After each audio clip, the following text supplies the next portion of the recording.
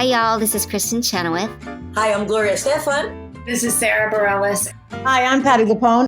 This is Lin-Manuel Miranda. You're listening to the Broadway Podcast Network.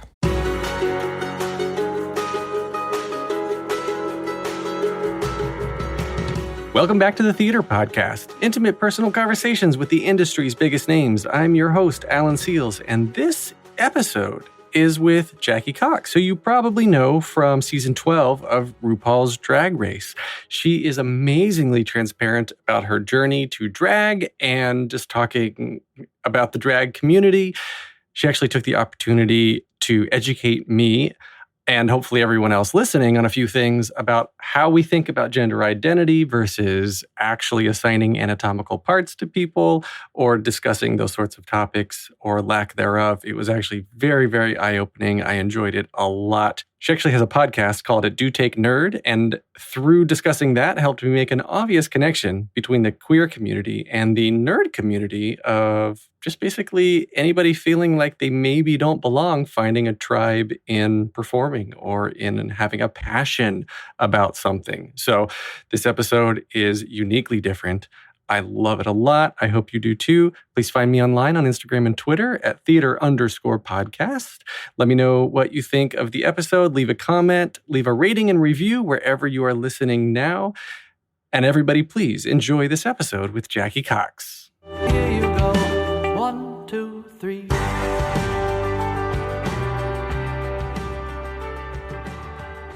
Today's guest may be best known as one of the top 4 contestants from season 12 of RuPaul's Drag Race and was the first queen of Iranian descent to appear on the show. In New York City, Jackie has been a long feature of the theatrical cabaret scene, performing her own original shows at the famed Laurie Beachman Theater. She's also appeared on TV in ABC's What Would You Do?, Infusion's Shade, Queens of NYC, as well as numerous appearances on Bravo's Watch What Happens Live.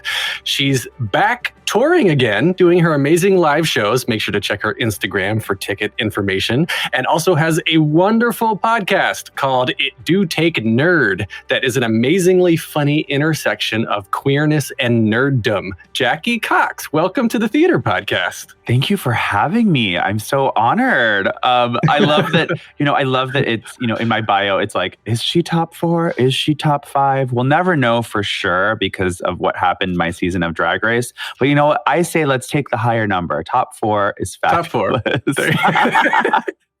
Well, semi-finalist. Maybe I should go with that. Semi-finalist. There you go.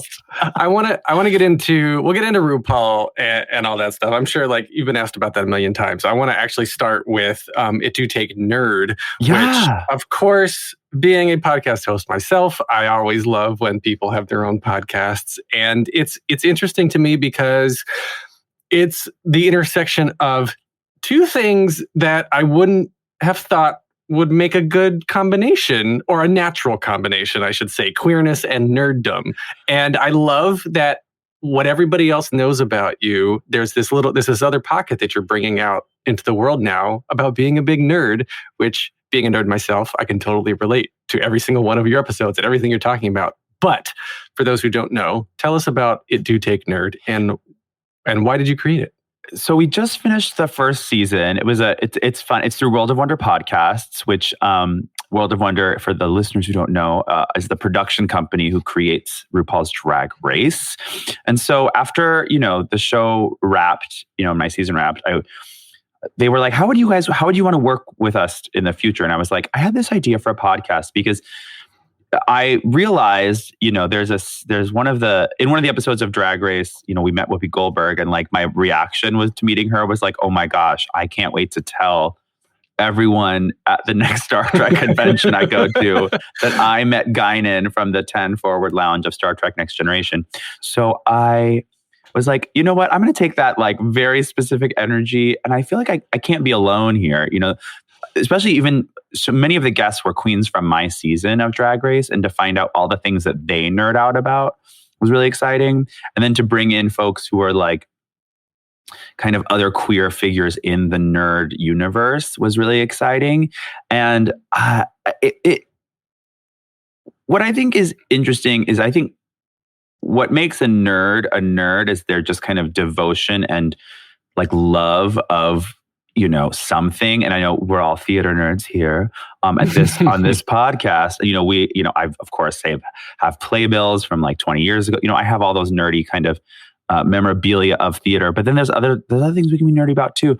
And it's amazing to me how much being queer is not a factor in the sense that I would say most nerddoms are now especially welcoming of people from all different stripes. And I think it's really important that we celebrate some of the queer themes that are found in a lot of these nerdy things. Certainly Broadway is very queer. And, we can kind of embrace that and celebrate that, find out where actually being queer was kind of an entry point for some of us into some of these fandoms, seeing ourselves represented in ways that maybe we weren't being traditionally represented. And I think that certainly has happened with theater since, the dawn of theater, but certainly here in the United States and American theater, we had so many queer coded characters. And also in theater was the first place we saw more representation of queer people than in movies and TV, right? I think we actually had more queer characters on the stage first, and I think that that's important to see yourself represented, whether in a literal sense as a queer character or in kind of the, I guess we could say, Tennessee Williams sense of kind of coded queer characters. Mm-hmm. So that's, I think, something that's always fun to explore, always fun to talk about. And that was kind of the impetus for the podcast. And hopefully in season 2, we'll go into more nerdy topics. But season 1 is available, all 6 episodes. So if you're bored after this, listen to that. Well, there'll be a link in the show notes, of course. And as you were talking about that, it very much occurred to me how wrong I was in how I was just originally introducing this. I said, think 2 things that normally wouldn't go together, queerness and nerddom.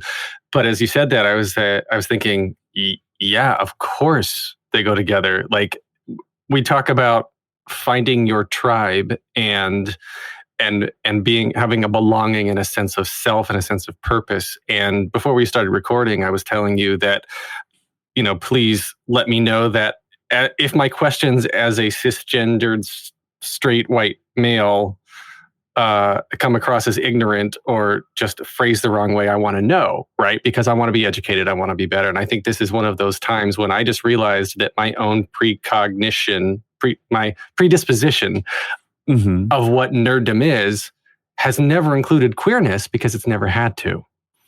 But based on what you just said, it absolutely has to.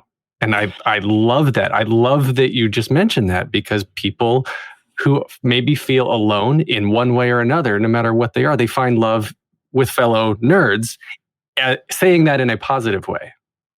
Yeah, it is positive. And it also is a great entry point into seeing something beyond yourself. I think whether it's on stage or, in a comic book or in, a favorite movie or TV show, seeing representation of other people, right? I go back to like Star Trek being the first interracial kiss on national television in the 60s.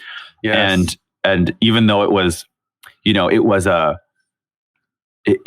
an episode where like the characters were under the influence of, this, that, or the other, problem of the day or what have you, it still mattered, and I think Star Trek works so much in allegory, and I know theater does as well. And I think whether you belong to a community or not, seeing it represented in the things that you're a nerd about helps give you an access point too. So that's so important. And I mean, I think about so many stories that have been told on stage, for example, and seeing them, just even thinking, to the biggest theater juggernaut of the last 10 years, which is Hamilton, and seeing mm-hmm. a story that it is about Alexander Hamilton, but it's really about what it is to be an outsider in America making it, and to see so many people of color, sharing that story. It was obviously so powerful and has now made millions of dollars. But, you think of the 2 biggest theatrical properties on Broadway, right? The Lion King and Hamilton, and their stories, Hamilton's a story about a white person. Lion King was a story written by white people, but, told through, bringing in actually people of color onto the stage is so powerful. And I think is part of the reason why those two shows have continued to resonate and dominate. The Lion King, the musical, is the #1 grossing entertainment property in the history of the world ever.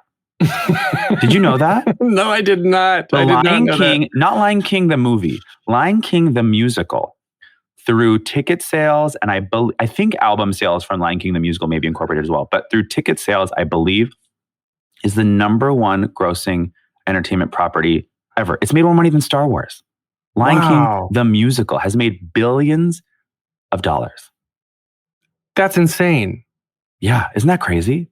I had no idea. I would have said Star Wars or even Star Trek. No, Lion King the musical has made more money than anything ever. More than any album, more than I think anything. It's the #1 entertainment property. I'm gonna look it up just so that we have the number, but it is, isn't that wild?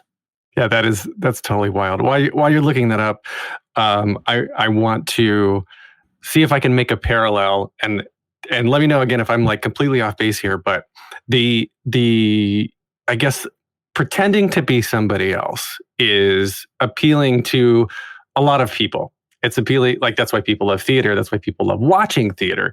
And I want to make sort of a comparison to the drag community because I think this is I was going to say it's a niche within a niche, but maybe it's not. Maybe it's like two different niches that have a little bit of a Venn diagram overlap, right? Because there's people who like to dress up, who like to be their own costume designers, who like to be their own production designers, and you create a story and a narrative and do all of these amazing things to put on a show. And I guess you could be part of a drag community and not, or be a drag queen and not be part of theater. And vice versa. But then there's special people, I believe, like yourself, who are that perfect merge of the two that have that's been responsible for so much of your success. It is a merging of the two. And I mean, drag is so appealing because it is kind of whatever you want it to be, but then certainly you have a lot of creative control over your drag as the drag performer. You decide what number you're going to do, where it's going to be, what your costume is, everything. You know, you probably don't usually get to decide all the lighting choices, but other than that, pretty much everything else is your decision. And that was so appealing to me. You know, I moved to New York City in 2010 for the first time, you know, thinking maybe I would try to do, you know, the legitimate stage. And I use that term, you know, in I guess the professional way, but I mean, I think all stages are legitimate. And I realized I was like, I don't know if I fit in with like what Broadway was casting at the time. And I say at the time because I do think and hope that the definition of who should be on Broadway is expanding, and it's not just 6 foot tall, muscular men who can sing, you know, up over a high A. You know, I think we're now expanding it to just be, I think, people telling authentic stories, hopefully, right? So I you know, but I found drag kind of by luck. I did a production of Hedwig and the Angry Inch the year prior, 2009. And I moved to New York after having that experience. I got here and I was like, I don't know if the theater world is for me. And a friend was producing a drag competition off Broadway and was like, you know, come do this. And I was like, I don't even have a drag name, anything. And then it all kind of happened. And I just found so much power in the ability to kind of really own the stage through drag. And drag kind of gives both the audience and the drag performer a lot of freedom to do almost anything, to say things, to talk about things in different ways. You know, it's why, you know, if you've ever been to theater school, you study a lot of forms of theater that are probably not very popular, but because of the power they give you, you know, working with masks, working in clowning. These are things that like are like classic theater kid things that like you learn in like weird improv games, but you learn about the power that those things bring you and like the ability of what you can do either in a mask as a clown, and drag is all kind of related to that. And it gives you so much freedom and power. And I think the biggest and most important thing that is happening now is, you know, we're really having, in addition to a conversation around race in this country. We're also having a really big conversation around gender. What is gender? How do we express gender? How do we personally identify our own gender? And what is and isn't allowed, I think is starting to be really expanded. Drag was illegal in most parts of this country for most of the history of this country, right? The Stonewall riots, the police would bust gay bars because there were people wearing the wrong gender clothing here in New York City. And that was an excuse to arrest people. So these are things that have changed so much in just 50 years. And drag is still on the forefront of that. We have representation of folks in this community who are not just cisgender gay men, but the entire gender spectrum. And I think it's important to realize that drag is for everyone. And so that is something hugely important that I'm honored to carry on in my drag, and also be a welcoming space for those of all genders to participate in or enjoy drag. It's for everyone. And that was part of the big appeal to me. I did look it up, by the way, while we were talking. The Lion King number? The Lion King. In September 2014, it became the top earning title in box office history for both stage productions and films. And as of 2017, so this is old, the Lion King musical has grossed $8.1 billion. So that's just ticket sales. I guess I should clarify. So it's the number one grossing thing for ticket sales. Plus merchandise and music and everything else. I'm sure in general it's made a lot more money, but $8.1 billion. Isn't that crazy? Wow. Gosh. And that was in 2017. So now we're in 2021. Yeah. I know they were closed for a year, but I'm sure they've made more since then. But I'm sure they've got some cash reserves. They're okay. Yeah. Wow. Well, what you were saying about the gender. Okay, so gender identity is not sexual preference, right? There's two very different not sexual orientation at all. You can be attracted to honestly anyone. You can be attracted to whoever you're attracted to, and that has nothing to do with who you are, right? I think it's important that we start understanding the difference of those two things and the intersections of those two things. Not all trans women are attracted to men. Not all, obviously not all cisgender men are attracted to women, right? These are things that people, I think, made assumptions about in different times in history. You can be attracted to any gender. You can also be any gender. Well, so then in going by the traditional sense of I guess the standard definition of drag means a man dressing up in women's clothing, right? But obviously that's evolved. Totally evolved. That's very much evolved very recently. And I think I love the conversations that Peppermint helped to facilitate when, Peppermint was the first openly trans woman to be a contestant on RuPaul's Drag Race alone. But she was also the first, I believe, trans woman to originate a principal role on Broadway in Head Over Heels. Yes. Right. So, who also played a non-binary character. So her personal journey was different, yet, separate, but still related to the character's journey of being the non-binary oracle, which I think was just great in and of itself. But has there been a growing, I guess, what's the conversation been around the trans community and how they view the drag community? Well, the thing is regardless of, I think you're right in that I think the public perception of what drag was a man dressed in women's clothing. However, trans women have always been part of the drag community. Drag sometimes helps some trans women discover that they're trans.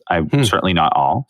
But drag is sometimes a way for a trans woman to play and discover and learn about herself. But we have to remember too that drag is performance. And I think that's the real difference in between drag and gender identity is drag is still performance at the end of the day. And whether your performance, right, all actors find ways to include their part of their truth in their performance. But, just because I perform as Jackie Cox doesn't mean that all elements of her, which is my creation, are entirely fake, or they're not all entirely part of me, right? And sometimes the line is blurred a little, but trans women have always been part of the drag community, and that is certainly certainly a huge part of not just the drag community, but trans women were also at the forefront of gay rights, as some of the most visible members of our community. And of course, sadly, that also means there have been in the past targets of the most violence. So we owe so much debt to our trans siblings, and certainly the trans women who really were the pioneers in the gay rights movement. So Peppermint being on the show was so incredible. Knowing Peppermint was able to translate the success on a reality television show to being on Broadway is something that, like, hello. I mean, I remember when I first moved to New York City, before I even did drag, I think one of the first drag queens I saw was Peppermint, and seeing her perform her songs was so incredible. It's obviously inspiring to me. She's been such a huge, pillar of this community. Also just a lovely person. I was lucky enough to do the We Will Be Back demonstration in Times Square with her. I'm honored to say that I consider her a sister and just continue to be so proud of her. And what's great about Peppermint is she kind of brings visibility to just a truth that's always been there, which is that trans women of color have always been part of the drag community. And she brings light to the fact that drag, the queer community, the trans community, the non-legitimate theater community are just right outside the steps of Broadway. And it is, I think, to us, still one community. We may not have the unions and the producers and all the backing, but I know so many people who have lived between both worlds, the off-Broadway, the cabaret, the burlesque. It's all one big theatrical pool that happens, honestly, within a span of 20 blocks in New York City. And it feeds off of each other. We think about shows like Kinky Boots, Harvey Fierstein. These are creators who know both sides, right? Who know both sides of this community. The kind of and I hate to even say this, underground, because I don't think it is underground anymore, but it was underground for so long, actually, and see how that influences pieces of legitimate theater. Mm-hmm. So I'm excited to see what happens next, especially one of the interesting things about this year. It's been devastating for so many of my friends who've been in these union shows in these big union houses, because there has been no union work. However, for those of us, in the drag nightlife community, I mean, drag queens are like cockroaches. We will survive any pandemic. I mean, all a drag queen needs is literally a box to stand on and someone holding a light, because we will make a show happen no matter what. Even if everyone in the audience is wearing hazmat suits, we'll make a show happen, right? So I think it's been interesting because I've been able to still work a little bit, right? And I think we found ways to do things virtually, digitally. I mean, drag is one of those art forms that can kind of work almost in any space. So I hope, knowing that we've kind of been holding this torch of live performance this past year, and not just, in performing, but something that was really important to me was, in addition to my podcast, I did a YouTube show that ran for, I think we did over 30 episodes to kind of celebrate Broadway performers as well, which you can check out at BroadwayTalkLive.com. But that was really because so many of my friends from this community, the theatrical community, were out of work, and I wanted some way to celebrate them. Or if they were doing other virtual projects to help, amplify those projects. Or some people were starting wine businesses, candle making businesses. I'm here to help this community in any way I can. And so I certainly want the future, to kind of touch on that part, the future, I want us to move forward together. I want us to remember where we come from as we move into a more inclusive future for the theatrical community, to really remember those folks who have always been there and always part of it and maybe not celebrated as much. So I don't want to try to speak for anybody else. Obviously, I think I'm going to ask you to speak for yourself in what it is about performing in drag that is so attractive. Because you said something a little while ago that said that true drag is performance. It's not trying to, I guess, be a woman. It's performing, right? So, it is. Right. So there are people who legitimately they don't want to perform. They are just anatomically born with male parts and want to be more identify with female parts. Well, hold on. Parts are a separate conversation. So I think the question of parts is something for each person to disclose or not disclose, or discuss or not discuss on their own merit and benefit.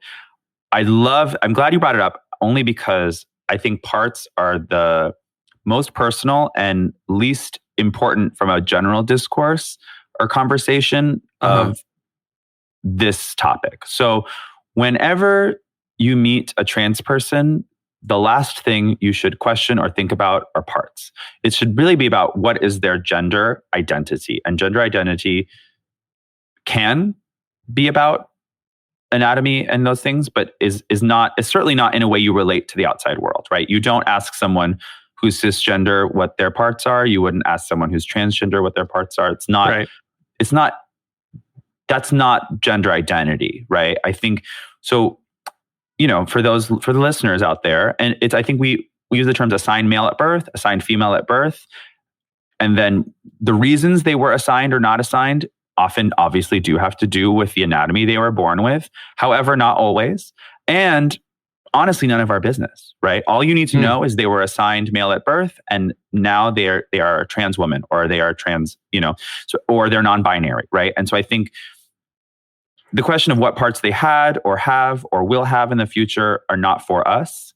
So that's just, so I wanted to pause there before we went any further on that conversation. But gender identity is about who you are, not about anything else. Well, thank you. Thank you very much for correcting me. So what my question, I guess, is that as somebody who's looking to get into drag, I guess I sort of see two paths, or I guess two reasons behind it. One would be it's just so far away from who I personally identify with that it is so much fun to perform as somebody that's completely not myself, and it's an over the top. It's a way that, as you were saying a while ago, to say things in a different way, or to be a character and do things and talk about things in a way you wouldn't normally do it, right? But then there's also the other side that I would guess is the more serious side, which is I want to see what it feels like to dress as a woman or to be a woman, and this is my chance to do it in a safe environment. Sure, it can be. It doesn't have to be. It can be those things for you if those are the things that you want to explore in drag. The big difference, and I think Peppermint says this well, she's like, drag is what I do. Being a trans woman is who I am. Peppermint says that. I am not a trans woman. So I think it's important to understand just those two things, and why you do drag could be for any number of reasons. Some queens just love the way they look in drag, and they don't even like performing. They just want to show up at the club in an amazing look and have everyone look at them, and that is why they do drag. I like to do drag because I like to express a lot with my drag. I like to say things and talk about things and, make people laugh and make people smile and make people think. And I think drag is a way that I can do that. But the reasons are different for everyone. And if you have the inkling to do drag, just do it. And maybe you can't even articulate why it's appealing to you in that moment, but just do it anyway and see what you feel. See if it unlocks something in you, in your performance, in the way you see yourself, it can be anything, just like any character, right? I think we think about, you read a lot of interviews with actors and they're like, oh yeah, this character, getting into this character was something of a journey for me. And the journey is always really fun, So I think for me, it's been a 10-year journey as Jackie Cox, and I've learned so much about her and about myself, where the two of us intersect, where we're different. And I'm here at this interview as Jackie Cox, but of course, we're talking about the real. This is not a performance. This podcast. So, right. When you see me on stage, it is a performance, and the lines of where I end and Jackie begins are kind of constantly blurred, and that's okay for me. And it's kind of just for me to know and for the audience to find out. We're going to take a short break. Stay tuned for more of the episode.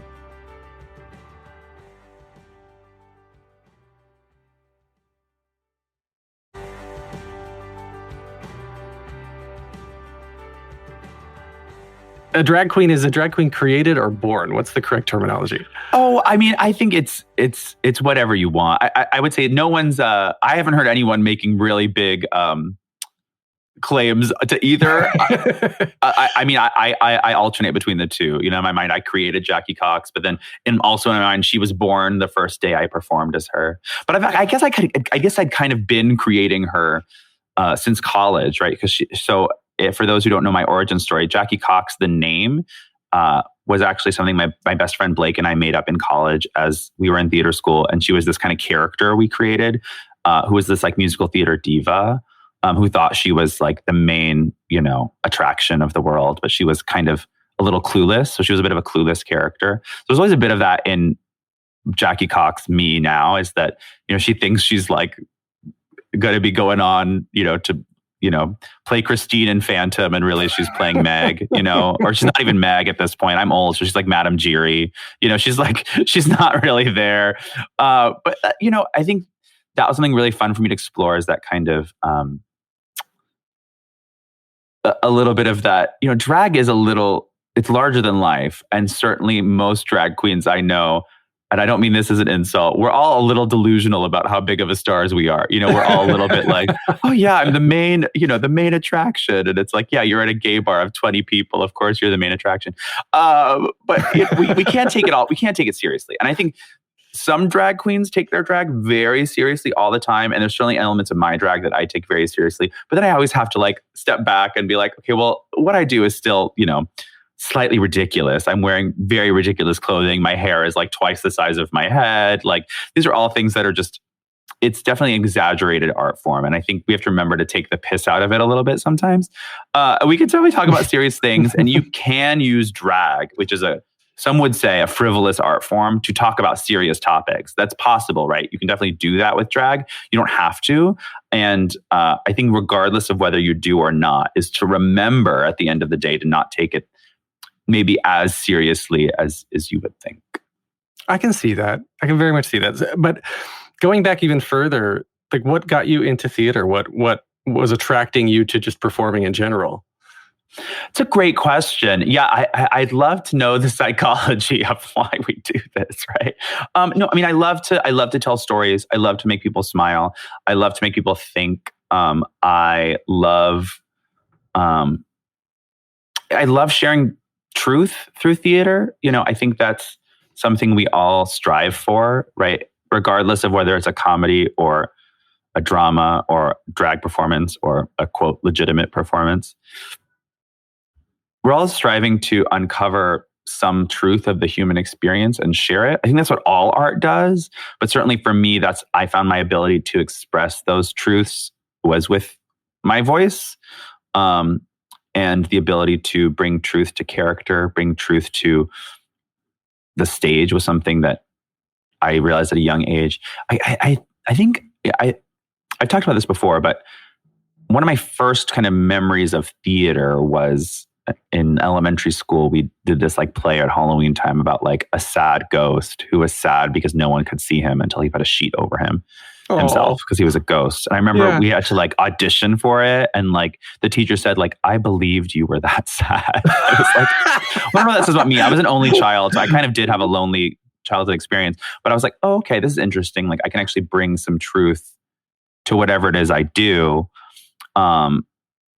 And that was appealing to me to be able to share myself in that way. I did kind of have a lonely childhood. And so, to connect with other people through performing was probably a big appeal for me. That explains a little bit, I think, of the Star Trek love and the nerddom. I was sitting alone. Yeah, I was by myself a lot. Yeah. Oh, that's so cute. It's very, very, it's very cool to me how people kind of fall into this path of getting into theater. And you moved to New York thinking you were going to do legit, traditional theater, as we were saying.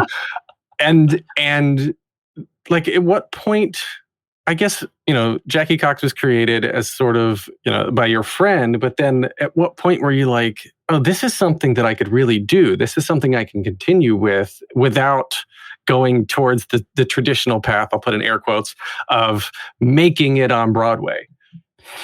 I actually decided pretty quickly when I got here. I went to a couple open calls and I was like, this is hell. Like, what is this? It's like 5 a.m. You're trying to get it. You're not in the unions. You're just like hoping that someone will see you. I was like, this is not it. I was like, I don't think I can do this. I discovered pretty quickly that theater wasn't for me. And so I actually started pursuing a totally separate career in corporate retail. Which was different. Like a career I held. I mean, but the thing is, so I pursued that career, which I was really good at, but certainly was not something I was super passionate about. And I kind of discovered drag after I'd already made that decision. So I'd already made that decision. And then I was like, oh, well, now I'm depressed because all I do is like sell people clothes they don't need. So I found drag and then I realized, oh, okay, here's what's cool about drag is it happens whenever you want. And usually it happens outside of the hours of 9 to 5, right? Drag is almost always nighttime.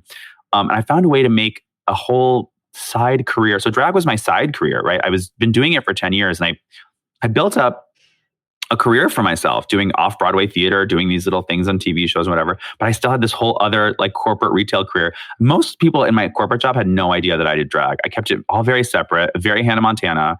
And then I decided to audition for RuPaul's Drag Race. It was my first time auditioning.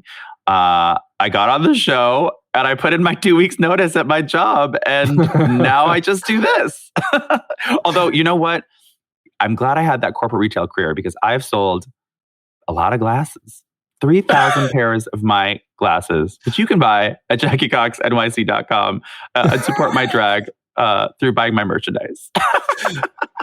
I was going to bring that up because you're calling in here. We're doing this interview. You were saying from you have a whole separate studio and your wigs are behind you, and I see a little corner of a green screen, and like you've actually got a business center more or less where you do the profession of being a drag queen. And I think that's I mean, correct me if I'm wrong, it's hard to get to this point where you can make a living exclusively off of this kind of thing. And we were saying at the beginning, you're starting to tour again. So you're doing touring shows and you've got merchandise for sale. And is it more about creating and then maintaining a brand? And I guess then the corporate retail training goes along with that, then if that's the case. It's all of the things. I think, for the listeners who are like, what does Jackie even love? I love making people smile, right? And so I think I do that in all of my content I create. And I certainly stand behind all of the merchandise I sell. But, not all the content we make actually makes us money. So one of the things that I poured my heart and soul into this last, couple months was I decided I really loved the character of Agatha on WandaVision. And I decided I was going to do a whole Instagram series of looks inspired by her and inspired by Catherine Hahn. And, I had this gorgeous costume based on the original Agatha Harkness comic book character created.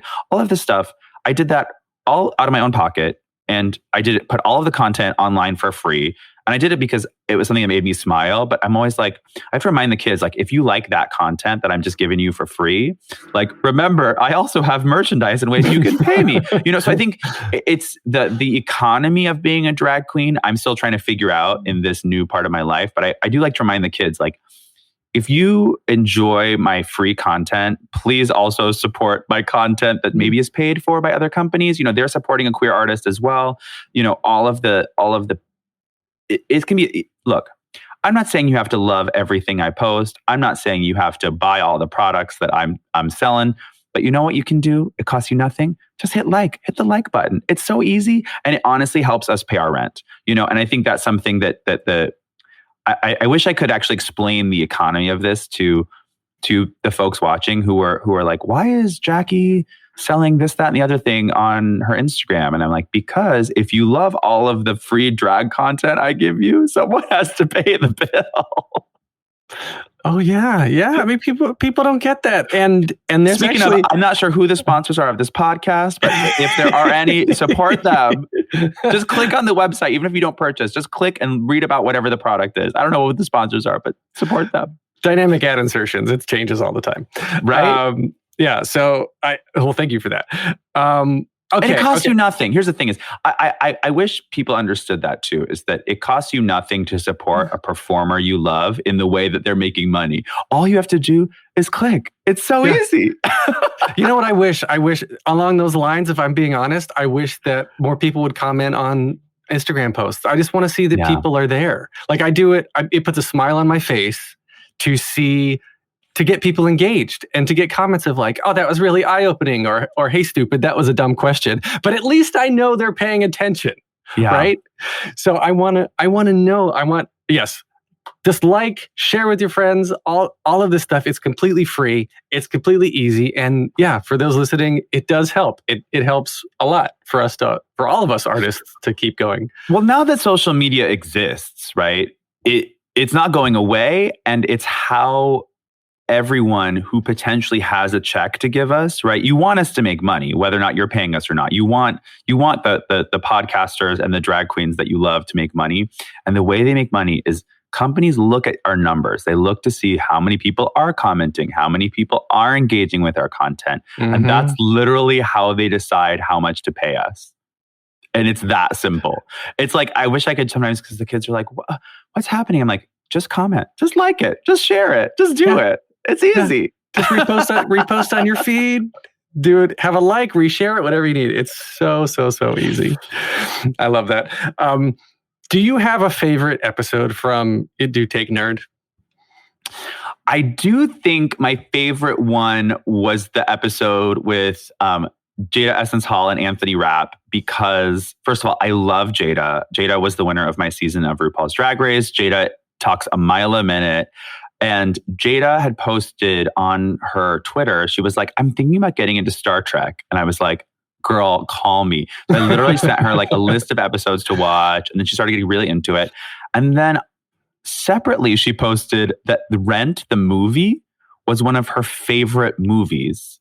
I love Rent the musical. I'll be honest, I don't love Rent the movie, but I love the musical. And of course, we love Anthony Rapp. Cool. And he's on, as one of the first main openly gay characters on a Star Trek series, along with Wilson Cruz. And I was like, this is going to be fun. So I literally brought Jada on, and I surprised her with Anthony Rapp. And it was just so cute to watch the two of them kiki. And I think it's so fun because, I think the perception of Jada is that she is like this like fierce Black excellence, diva, drag queen, gorgeous, most popular girl in school is probably what I would imagine her as.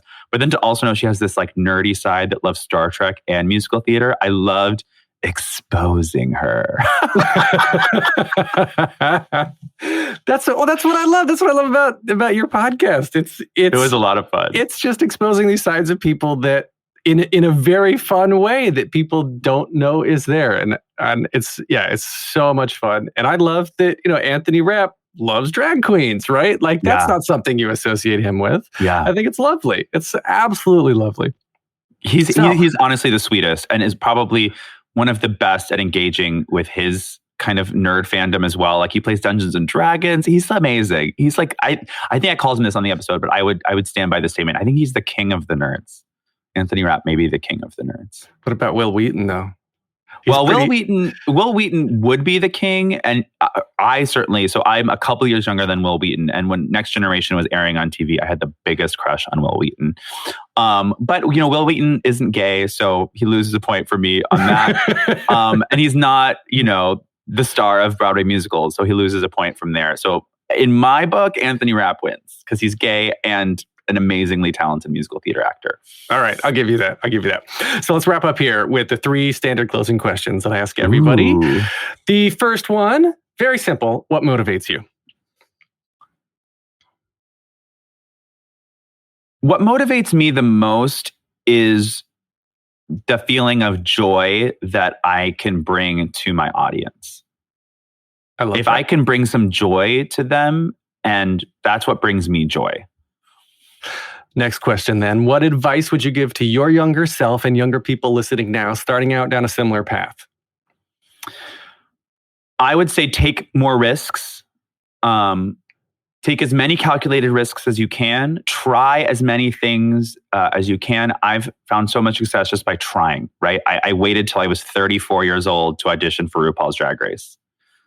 And I probably could have auditioned 10 years earlier, right? So I took that risk and it paid off. And take risks, especially when there's risks you have nothing to lose. I didn't lose anything by auditioning for RuPaul's Drag Race. And no one does. So whatever that thing is for you, take those risks.